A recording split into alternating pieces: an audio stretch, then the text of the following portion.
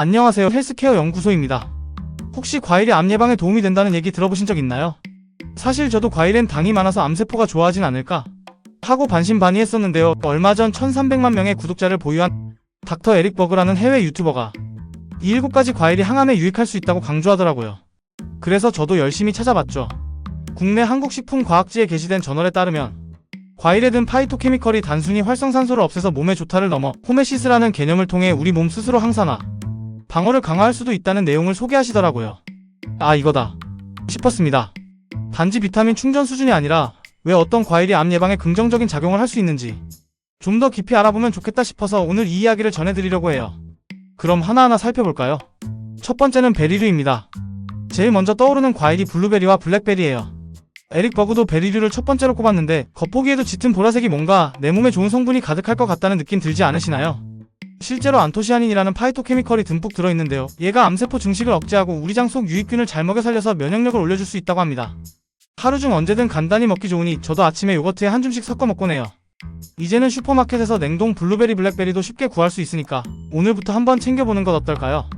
그런데 말이죠, 우리 몸이 이렇게 베리가 가진 항산화 성분의 이득을 볼 수 있는 이유가 바로 호메시스 개념과도 맞물려 있다고 해요.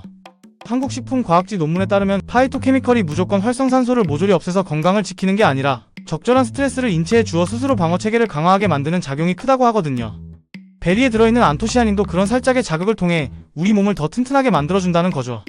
두 번째는 시트러스 계열 과일 레몬, 라임, 자몽입니다. 닥터 버그가 언급한 것처럼 이 과일들은 비타민C와 플라보노이드가 풍부해서 발암물질을 해독하는 데 도움을 줄 수 있다고 하죠. 예전엔 비타민C를 보충제로 잔뜩 챙겨 먹으면 암심혈관 질환을 막을 수 있다는 얘기가 많았는데 의외로 대규모 임상시험 결과는 그렇게 단순하지 않다는 걸 보여준 경우가 많다고 해요. 그럼 비타민C나 E는 무용지물인가? 하면 또 그건 아니고요. 단일 영양소만 고용량으로 섭취하는 것보다 레몬, 라임, 자몽처럼 여러 파이토케미컬과 함께 섭취하는 게 훨씬 낫다는 거예요. 우리 몸은 한두 가지 물질에만 의존하지 않고 수많은 성분이 상호작용하면서 면역 항산화 시스템을 작동시키니까요. 그래서 저는 그냥 새콤달콤한 레몬을 아침에 물 한 잔에 살짝 섞어서 마셔요. 입맛도 달라지고 기분도 상쾌하더라고요. 자몽은 약 복용 중이신 분들이 조심해야 할 수 있으니 그 부분만 신경 쓰면 좋겠습니다. 세 번째는 과거부터 여성 건강하면 빠지지 않는 과일 석류예요. 빨갛고 맑은 석류즙이 톡톡 터지는 맛, 생각만 해도 시원하죠. 석류에는 엘라직산이라는 파이토케미컬이 들어있어서 세포의 DNA 손상을 줄여주고 암세포 억제를 돕는 데 일조할 수 있다고 합니다. 실제로 일부 연구에서는 유방암, 대장암, 전립선암 등에 긍정적인 영향을 줄 수 있다는 보고도 있어요. 그리고 제가 재밌다고 느낀 건 이 석류가 가진 파이토케미컬도 결국은 식물이 해충이나 균으로부터 스스로를 지키기 위해 만든 것이라는 점이에요. 위에서 언급한 한국식품과학지 논문 표현대로라면 식물에선 생물농약 역할을 하죠. 우리가 그걸 먹으면 약간의 독성 스트레스이 우리 몸을 자극해서 오히려 면역력을 끌어올리는 셈이니 자연의 섭리가 참 신기하다는 생각이 들더라고요. 네 번째는 포도입니다. 우리에게 너무나 익숙한 포도. 포도하면 떠오르는 성분이 있죠. 레스베라트롤, 적포도주가 몸에 좋다는 말도 여기서 비롯된 거예요. 레스베라트롤은 노화 방지와 암세포 억제로 엄청나게 주목받았는데 문제는 포도도 당도가 꽤 높으니 과한 양을 먹으면 혈당이 확 올라갈 수 있죠. 그래서 닥터버그도 적정량만 드셔라고 강조합니다. 여기서도 그 호메시스 개념을 살짝 떠올려 볼 수 있어요. 단숨에 포도를 왕창 먹으면서 활성산소를 다 없애야지 하는 게 아니라 소량씩 섭취하면서 우리 몸 스스로 항산화 요소나 세포 보호 기전을 강화할 시간과 기회를 준다는 느낌이랄까요. 다섯 번째는 토마토입니다. 과일이면서도 우리가 자주 채소라고 부르는 요상한 존재, 토마토를 살펴볼게요. 저도 처음엔 토마토가 왜 과일이야 했는데 과학적 분류상 씨앗이 있는 열매라 과일로 취급된다고 하네요. 토마토의 대표 성분은 라이코펜인데요. 적당히 익혀 먹으면 흡수율이 더 높아져서 토마토 소스, 토마토 스튜 같은 요리들이 상당히 영양가가 높다고 합니다. 닥터버그도 직접 여러 색깔 토마토를 재배하면서 어떤 품종이 항산화 성분이 더 많은지 연구 중이라고 하더라고요. 그 열정이 대단하죠. 그리고 이 라이코펜 역시 활성산소를 완전히 제거해야만 한다는 방식이 아니라 어느 정도 산화 스트레스를 주고 그에 반응하는 세포 방어, 메커니즘 면역 반응, 항염 작용 등을 활성화하는 쪽으로 작용할 수 있다는 게 논문에서 이야기하는 호메시스 개념과 맞물립니다. 여섯 번째는 아보카도입니다. 흔히 숲속의 버터라고도 부르는데 기름진 식감 덕에 샐러드나 과카몰리로 만들어 먹으면 별다른 드레싱 없이도 고소함이 살아나서 참 좋아요. 하지만 이 안에 든 글루타티온이라는 물질이 발암물질로부터 세포를 보호하고 암줄기세포 억제에 도움이 될 수 있다는 사실 알고 계셨나요? 단순히 알약 형태로 된 글루타티온 보충제보다 아보카도 자체로 먹으면 비타민, 미네랄, 섬유질까지 한 번에 얻을 수 있으니 훨씬 이롭다고 해요. 저도 솔직히 예전엔 아보카도 왜 이렇게 느끼하고 비싸기만 하지? 했는데 요즘은 주말마다 샐러드에 반 개씩 넣어 먹어요.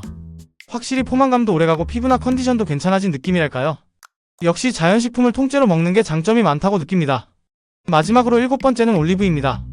과일인 듯 아닌 듯 애매한 존재 올리브를 소개할게요. 올리브가 과일이었다고? 하고 놀라시는 분도 많겠지만 씨앗이 들어있는 열매이므로 엄연히 과일이 맞습니다. 올리브에는 올레우로페인 하이드록시티로 같은 귀한 파이토케미컬이 있어서 암세포 성장을 억제하고 심지어 암세포가 스스로 자멸 아포토시스 하도록 유도할 수 있다는 보고도 있어요. 물론 절임 올리브는 상당히 짭짤하니까 샐러드 토핑 정도로만 적당히 드시면 심혈관 건강에도 이롭고 항염 작용도 기대할 수 있겠죠. 여기까지 7가지 과일을 쭉 살펴보니 공통적인 키워드는 파이토케미컬과 호메시스가 아닐까 싶어요. 논문에서 설명한 대로 적당한 산화 스트레스가 우리 몸의 항산화, 방어 시스템을 오히려 업그레이드한다는 이론이 바로 호메시스인데 위 과일들에 많이 들어있는 파이토케미컬이 그 작은 독성 자극을 제공해준다는 겁니다. 결국 중요한 건 균형인 것 같아요. 예를 들어 운동을 해도 적정 강도의 운동이 우리 몸을 단련시키지만 너무 무리하면 오히려 부상을 당하듯이 활성산소 무조건 제거해야 할 나쁜 존재라는 이분법적 사고가 아니라 우리 몸은 작은 자극을 받아들이며 더 강해진다는 것이 최근 연구들의 시사점이라는 거죠. 자, 여러분, 오늘은 베리류, 레몬류, 석류, 포도, 토마토, 아보카도 그리고 올리브까지 총 7가지 과일의 항암 잠재력과 그 작동 원리를 살펴봤는데요. 결론적으로 과일 한두 가지를 잔뜩 먹어서 모든 암이 다 예방되진 않는다는 점 잊지 마셔야 해요. 늘 말씀드리지만 특정 질환이나 약물 복용 중이신 분들은 반드시 전문가와 상의하시고 다양한 채소과일 곡물을 골고루 섭취하는 게 제일 중요합니다. 그럼에도 이런 과일들이 가지고 있는 파이토케미컬의 복합 작용이 우리 몸을 더 단단하게 만들어줄 수 있다는 사실 하나만으로도 오늘 과일 하나 더 먹어볼까 하는 마음이 드시지 않나요? 여러분의 의견이나 궁금한 점이 있으면 댓글로 알려주세요. 나 블루베리 진짜 좋아하는데 같은 얘기들 다 환영입니다.